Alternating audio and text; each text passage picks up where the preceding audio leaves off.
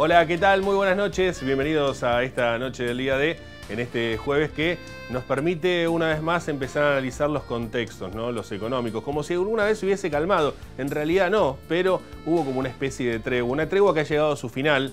Un poco trataba de decir eso estos días en la radio para tratar de entender este contexto. Se terminó la tregua de los moderados, se terminó la tregua de las responsabilidades institucionales y volvieron las candidaturas.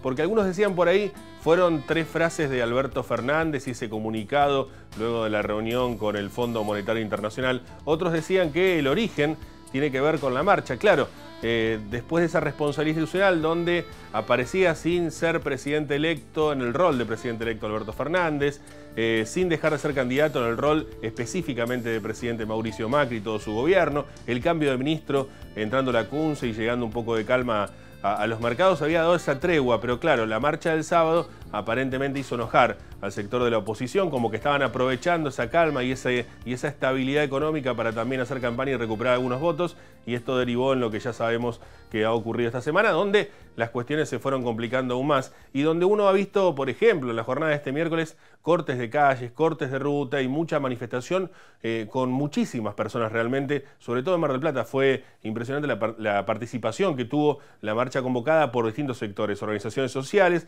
pero también trabajadores del Estado que ya están reclamando el bono que Macri prometió hace algunas semanas, y las provincias que no tienen fondo y van a la justicia, y toda esa situación que en lo macro genera como una especie de implosión para llegar a lo micro, y las economías familiares que siempre terminan siendo las más castigadas. Y esto se va notando cada vez más.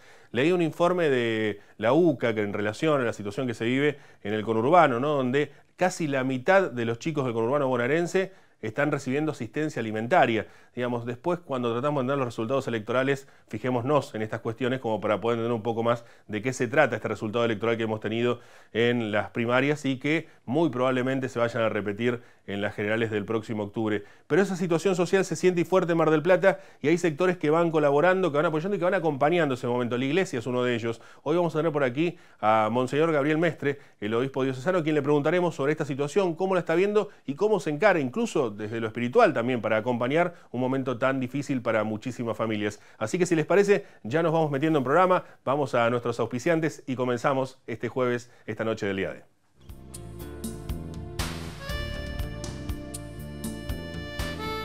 Auspician este programa. Gobierno de la Provincia de Buenos Aires. Cámara de Diputados de la Provincia de Buenos Aires. Consorcio Portuario Regional Mar del Plata. Sindicato de Empleados de Comercio Zona Atlántica. UTE, El Libertador. Sindicato Luz y Fuerza Mar del Plata. Colegio de Ingenieros y Centro de Ingenieros de Mar del Plata. Unión Trabajadores Hoteleros y Gastronómicos de la República Argentina, Seccional Mar del Plata.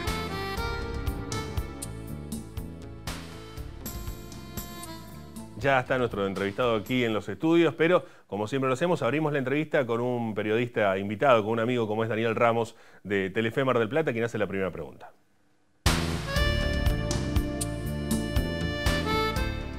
Hola Nico, muchas gracias en principio por permitirme estar en el programa. Segundo, saludar y felicitar a Monseñor Mestre por estos 2 años al frente de la Iglesia de Mar del Plata. Y bueno, 3 consultas que creo tienen relación. La primera, sobre las vocaciones sacerdotales. Si han mejorado, había preocupación desde hace un tiempo por la falta de estas vocaciones. Si se trabaja y de qué manera se aborda a los jóvenes que están con algunas inquietudes al respecto. En esa misma línea, preguntarle por el seminario, cómo se realiza, cuántos años son, si la formación que se brinda, y no hablo solamente de la académica, sino en general, está acorde a nuestros días, a lo que la sociedad va requiriendo, y si hay algún apunte, algún aporte que le parece que se debería hacer o reforzarlo de alguna manera. Y por último, y que también viene en esa línea, es lo llamativo, por lo menos de los que no entendemos mucho del tema, de los que no estamos metidos de lleno, de la cantidad de sacerdotes que abandonan la iglesia luego de un tiempo de estar ejerciendo su función pastoral. Si los preocupa, si es parte de lo que habitualmente sucede, o cómo se debe trabajar, y si la Iglesia tiene que hacer algún tipo de análisis al respecto y reforzar alguna cuestión para que esto no suceda. Le agradecemos al colega Daniel Ramos de Telefe Mar del Plata y recibimos a Monseñor Gabriel Mestre, obispo diocesano. Gabriel, buenas noches, gracias por venir. Buenas noches, Nico. Un gusto estar en tu programa y bueno, poder dialogar con vos y bueno, también con Daniel en esta primera pregunta. Claro, la primera pregunta tiene que ver más que nada con la vocación pastoral, con la vocación de servicio para la Iglesia, si es que existe alguna crisis, y digo, como para ir resumiendo un poco las preguntas que ha hecho Daniel. Mira, en líneas generales, a nivel de Latinoamérica y Europa, no tanto en la zona más asiática, hay una merma en el tema de las vocaciones. Particularmente en nuestra diócesis estamos levantando. Tenemos 12 seminaristas. En Mar del Plata no tenemos seminario, entonces estudiamos en La Plata, con lo cual levemente vamos repuntando, si bien faltan muchos sacerdotes. La formación se va adaptando a los tiempos, no va quedando solamente en una perspectiva intelectual, sino que vamos buscando justamente tener un trabajo fuerte de campo, ¿no? Entonces, los muchachos que están en el seminario, busco que vayan a la cárcel, que vayan a los barrios, que se metan en la realidad, porque en definitiva un buen cura no va a ser porque sepa teóricamente mucha teología, sino porque tenga un corazón de pastor que se juegue por todos, especialmente por el más vulnerable, que es la opción de Jesús. Y es verdad lo que decía Daniel, que ha habido últimamente algunas bajas sacerdotales, digamos, ¿no? Esto tiene que ver con este tiempo de crisis y de dificultad para mantener compromisos a largo plazo, que pasa también en el ámbito matrimonial católico y también fuera del ámbito religioso, digamos, ¿no?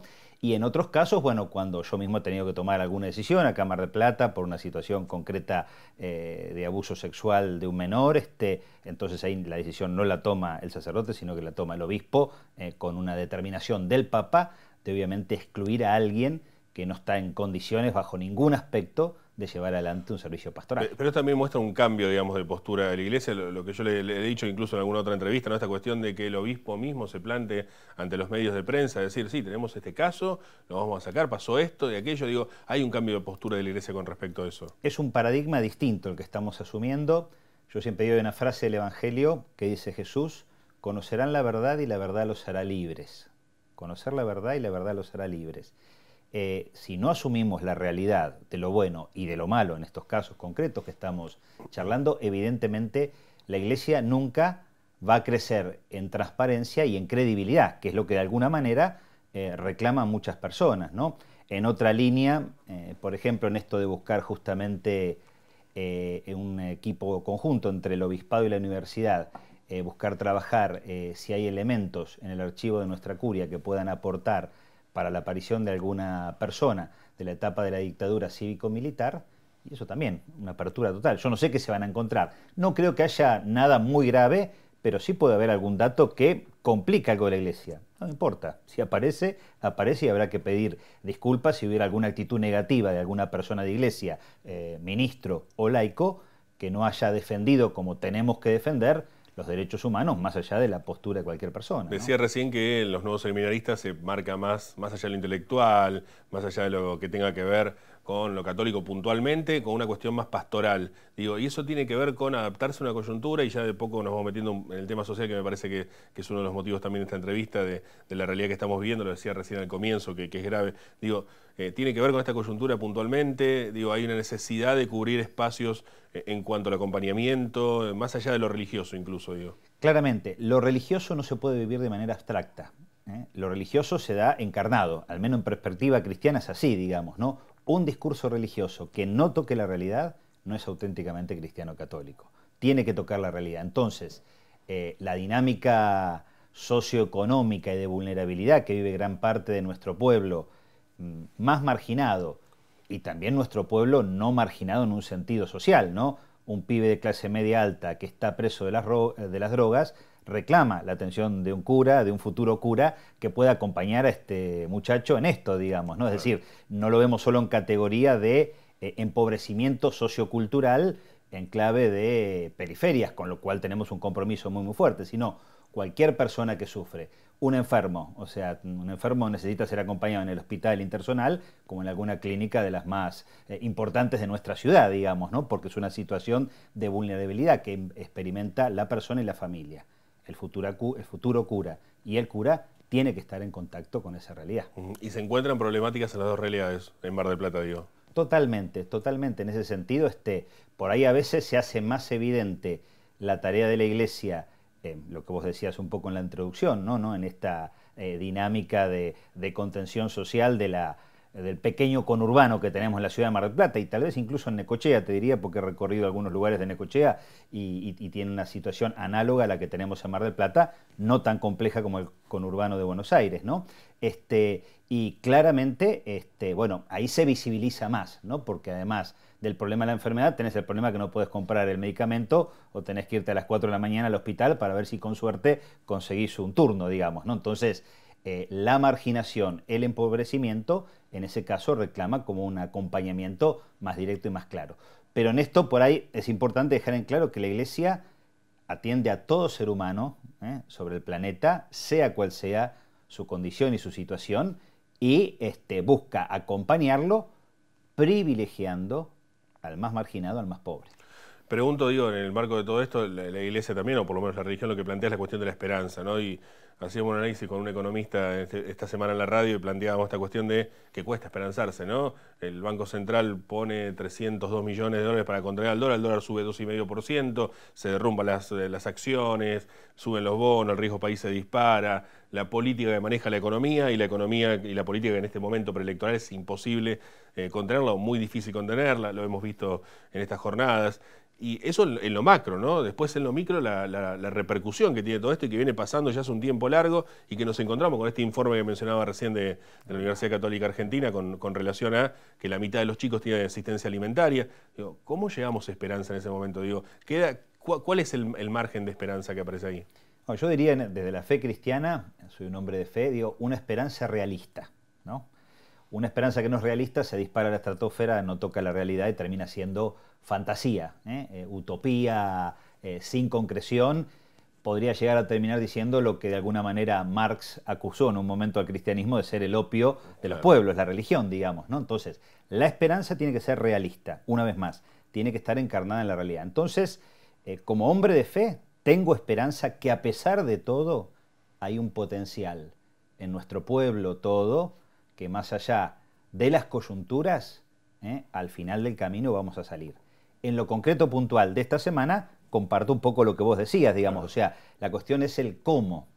Una vez más, una crisis más o menos similar a las anteriores, todos los análisis que hacen los que saben más de estas cuestiones, entonces ahí como que viene la tentación de bajar los brazos, ¿no? Es decir, una vez más, soy un hombre de esperanza, creo que hay un potencial y una creatividad muy fuerte en nuestro pueblo, creo que vamos a salir, pero en este momento nos estamos debatiendo una vez más el cómo lo hacemos, ¿no? Claro. Y esto que vos decías, bueno, la coyuntura preelectoral evidentemente no juega como totalidad. Una mala pasada y uno quisiera que todos los dirigentes, todos, de todos los sectores, realmente pusieran en primer lugar el tema del bien común de la patria y pusieran en segundo lugar las cuestiones propiamente electoralistas. Y pregunto, en este marco, y metiéndonos un poco en el plano político, ¿le sorprendió lo que pasó en las elecciones? Digo, decía yo al comienzo que, teniendo en cuenta este contexto, es difícil no imaginar un escenario similar, pero digo, ¿le sorprendió a usted? Mira, el porcentaje me sorprendió un poco. El hecho de que había un descontento muy fuerte con el gobierno oficialista, con el gobierno de Macri, un poco nosotros, el obispo y los curas, lo veníamos escuchando en una suerte de boca a boca, urna a urna, que por ahí a veces uno no se anima a plantearlo y a decirlo para no generar expectativa, pero lo veíamos muy fuerte. En las zonas más marginales y también un poco en cierto sector de clase media, que incluso había en su momento apoyado al gobierno de Macri, que se sintieron un poco realmente, no conformes y que hacían un cambio, digamos, ¿no? Entonces, decíamos que, con algunos jocosamente, decíamos, bueno, vamos a ponernos una consultoría de estas de encuestas, porque realmente no nos sorprendió tanto, incluso más allá de las diferencias que nosotros mismos tenemos, porque nosotros no hacemos pública nuestra votación, pero somos ciudadanos y votamos, comprometemos de esta manera, ni el obispo ni los curas, hacemos. Pero entre nosotros dialogamos un poco más y tenemos matices en las cuestiones que planteamos con respecto a esto. Y la línea general, esta situación de descontento, no tal vez en un porcentaje tan alto, no nos sorprendió tanto. ¿Usted había visto una realidad social como la que estamos viendo por estos días? Yo con mis 51 años ya próximos a cumplir, en parte sí, digamos, ¿no? Es decir, esto es un tema, por eso digo, con los matices particulares y además en otras etapas de mi vida cuando la vivencias desde otro lugar, ¿no? Mi primer año de seminario me agarró la época del traspaso de Alfonsín a Menem, año Claro. 89. Entonces, nos cortaban la luz, no estábamos sin luz, teníamos cada 3 días, un día gas para poder bañarnos, digamos, pleno invierno, o sea, esas cuestiones en el seminario, como en cualquier institución, cualquier familia, Sí, claro. realmente. Entonces, sí, creo que situaciones de crisis o agudizaciones de crisis que por ahí en un punto se mantienen, las he experimentado. Seguro. Gabriel, gracias por haber venido esta noche. No, muchas gracias a vos, Nico. Monseñor Gabriel Mestre, obispo diocesano en esta noche del día D. Vamos a una pausa, quédese, ya volvemos. Consorcio Portuario Regional Mar del Plata es el principal puerto pesquero del país. Es una puerta al mundo del comercio exterior, con la industria naval en apoyo a los buques.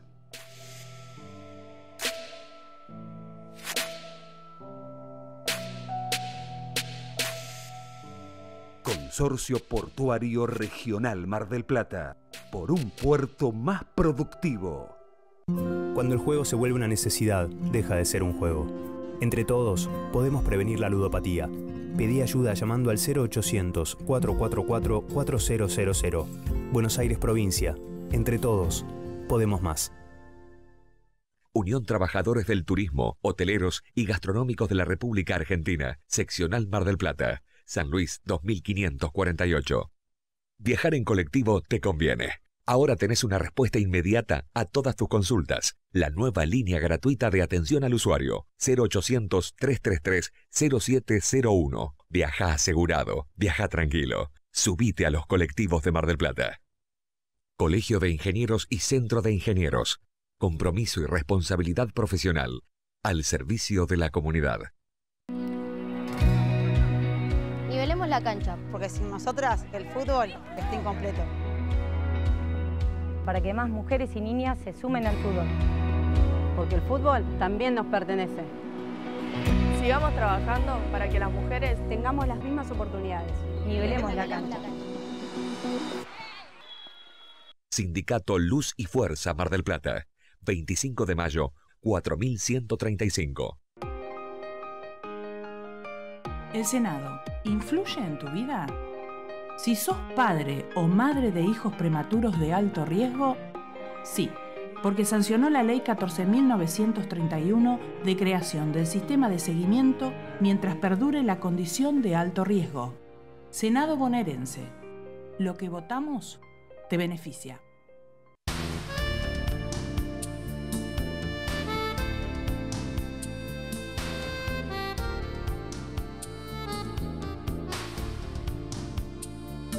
Nuevo bloque y como siempre lo hacemos, vamos a hablar de economía con el licenciado Roberto Manuel Ortega, que ya está aquí en nuestros estudios. Roberto, ¿cómo estás? Buenas noches. Buenas noches, ¿cómo te va, Nicolás? Muy bien, ¿de qué hablaremos hoy, Roberto? Bien. Y vamos a hablar de lo que venimos hablando las últimas semanas, que es prácticamente el día a día de la economía. Exactamente, se terminó el pacto, ¿no? Se terminó la tregua, decía al comienzo. Un poco el fin de la tregua, empezaron los candidatos de vuelta y la economía empezó a moverse también. Exactamente. ¿Qué pasó? A ver, como vamos el día a día, vamos a tratar de hacer un relato semanal y después vamos a ver qué es lo que anunció ayer el gobierno. Y cuál es el impacto o lo que realmente anunció, a qué hay detrás de ese anuncio. Lo primero es que hubo una visita del FMI que tuvo dos características. Una es que hubo fuertes rumores de qué es lo que se habló entre el Frente de Todos y el FMI. Es el primer ruido que hay en la economía esta semana. Exacto, los rumores marcaban como que el Fondo Monetario le había dicho al Frente de Todos algo así como no hay gobierno, usted será el próximo presidente, es muy difícil negociar con un inquilino que se le terminó el contrato, etc. Algo ¿no? así, lo cual podría ser cierto, el fondo lo desmintió categóricamente, pero quedó el rumor dando vuelta y eso genera algún ruido. Después, a raíz de eso, y justamente por lo que vos decís, yo prefiero hablar con el inquilino que viene, no con el que está, puso en duda, no dijo ni que sí, ni que no lo va a mandar, ni si va a pasar o no va a pasar, pero puso en duda si se van a entregar o no los 5.400 millones de dólares que se tienen que entregar entre el 15 de septiembre y el 30 de octubre. Y eso generó un estrés muy importante dentro del mercado. ¿Por qué? Porque eso está dentro del programa financiero del gobierno y le generaba al gobierno la posibilidad de la no entrega de esos 5.400 millones de dólares, la posibilidad de no poder pagar determinados bonos que tiene la Argentina en sus compromisos financieros. Entonces, la consecuencia fue que en esta semana, ¿qué pasó? Fuerte salto del dólar, un riesgo país que se disparó a casi 2.100 puntos en el pico, o un poquito más, y después se retrajo, y un fuerte estrés en las reservas de que, ¿se acuerdan que la semana pasada decíamos que estaban en 21.000 millones de dólares al 15 de agosto? Al 23 de agosto ya estaban en 16.000 las libres, y hoy deben estar entre 15 y 16.000, más cerca de 15 que 16. Entonces, ¿eso qué genera? Genera que hay una muy fuerte incertidumbre de que la Argentina pueda pagar sus compromisos, tanto nacionales como externos, de bonos que fue adquiriendo en los últimos años. Hemos escuchado análisis de toda índole, ¿no? Desde un sector poniendo en redes sociales, por ejemplo, se preocupan por que vuelva Cristina y cuando estaba Cristina había menos riesgo país, como si esto fuese una cuestión ideológica, digamos, ¿no? Y no una cuestión de acreedores que quieren cobrar, básicamente. Esto es así de sencillo. Hay gente que prestó plata y la idea es que cuando vos prestás plata, pretendés ganar plata, que te devuelven el capital y pretendés ganar un interés. Cuando ves que a quien le prestaste plata no tiene, te empezás a preocupar, ¿no? Cuando el riesgo país sube en realidad, es que los bonos están bajando. ¿Qué significa esa baja de precio de los bonos? De que la gente piensa de que no va a poder cobrarlo. Es así de sencillo. Básicamente. Esto es lo que está pasando en el mercado. No es Macri o Cristina, es hay plata o no hay plata, digamos. Exacto. ¿No? Y este es el estrés que hay. Obviamente, el contexto político juega un papel. ¿Por qué? Porque, digamos, vos podés ser más amigable con el mercado, menos amigable con el mercado, y uno supone de que una reestructuración con un gobierno de matriz kirchnerista, y yo lo voy a dejar en suspenso, en la matriz kirchnerista, ¿está bien? En todos los kirchnerismos que existen, va a ser más duro que si fuera con Macri. Esto por ahí es cierto, y por ahí también está ese nivel. Pero la realidad es que los gobiernos se arman en base a los contextos económicos, y los contextos económicos se dan en base también, entre otras cosas, a una palabra que después usó mucho el gobierno ayer, al perfil de deuda que uno tiene. ¿Está bien? Entonces, ¿qué hizo el gobierno ayer? Tomó 4 medidas. Una que es importante, 3 que son para la tribuna. ¿Sí? La medida importante, ¿cuál es? Extiende los plazos de los vencimientos de corto plazo, que son las LEVAC, las LECAP, las LETES, las LESER y las LELINC, que son 3 bonos de corto plazo que tenía el gobierno, a 60 y 90 días. Es decir, las patea para después, ya para el próximo gobierno, las va a tener que empezar, para 3 meses y 6 meses. ¿Eso qué hace? Le hace un ahorro del gobierno de acá al 31 de diciembre de 8.000 millones de dólares. ¿Está bien? Esta es la medida. ¿Para qué sirven esos 8.000 millones de dólares? Para estabilizar el mercado de cambio. Por un lado, sacan dudas de si se va a pagar o no se va a pagar. Por otro lado, tenés 8.000 millones que antes tenían que usar para pagar, para poner en el mercado de cambio. Esta es la medida. La medida, básicamente, que hay que mirar es esa. Y después se anunció 3 cuestiones más. Una que se va a, dijeron reperfilar, usaron la palabra, pero en realidad es una reestructuración de deuda de todo lo que es nacional a través de una medida que se mandó al Congreso, o una ley que se va a mandar al Congreso, todavía no se mandó. Después se va a llamar a los bancos internacionales que tienen bonos con la Argentina para sentarse a hablar bono por bono cómo pueden refinanciar y qué propuestas pueden hacer para que haya una reestructuración de eso. Y por último se van a sentar con el Fondo Monetario para empezar a hablar de una reestructuración de los 50.000 millones de dólares que nos prestó el fondo del año pasado. Esto es básicamente lo que anunció ayer. La medida importante es que van a liberar reservas para poder estabilizar el tipo de cambio. Hay que ver cómo reaccionan en los próximos días el mercado. Acá hay 2 señales mixtas. Una señal es, te garantizamos que el plan financiero hasta el 31 de diciembre ya, digamos, lo tenemos garantizado con esto, porque libera esa cantidad que compensa si el fondo no haría el préstamo. Pero por otro lado,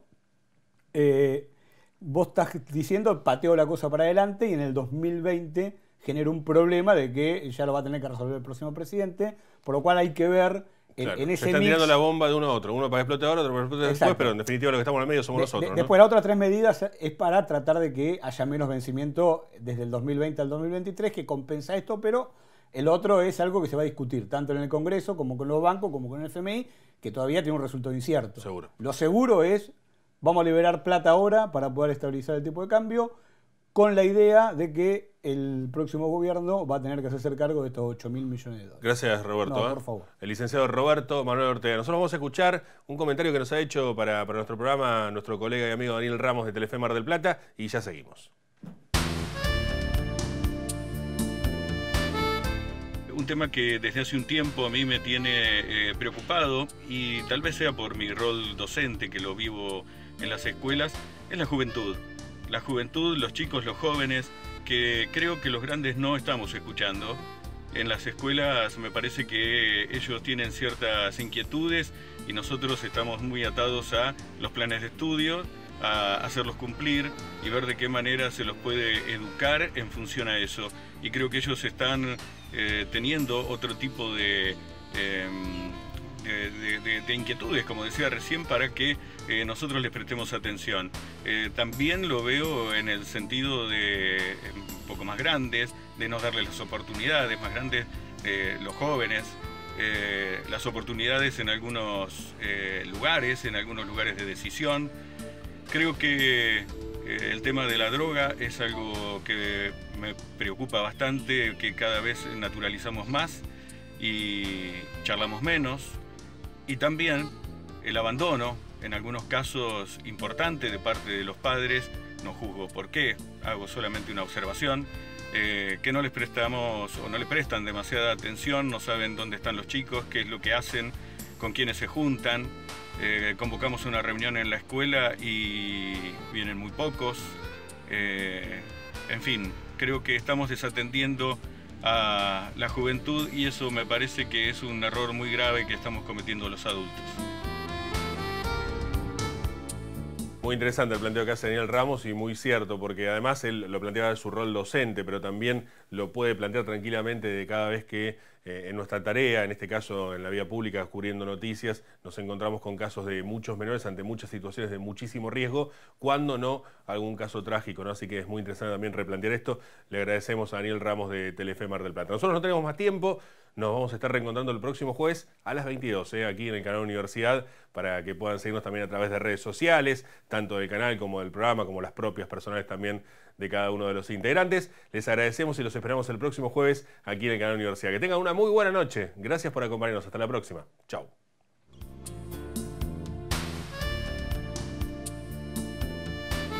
Auspiciaron este programa. Gobierno de la Provincia de Buenos Aires. Cámara de Diputados de la Provincia de Buenos Aires. Consorcio Portuario Regional Mar del Plata. Sindicato de Empleados de Comercio Zona Atlántica. UTE, El Libertador. Sindicato Luz y Fuerza Mar del Plata. Colegio de Ingenieros y Centro de Ingenieros de Mar del Plata. Unión Trabajadores Hoteleros y Gastronómicos de la República Argentina. Seccional Mar del Plata.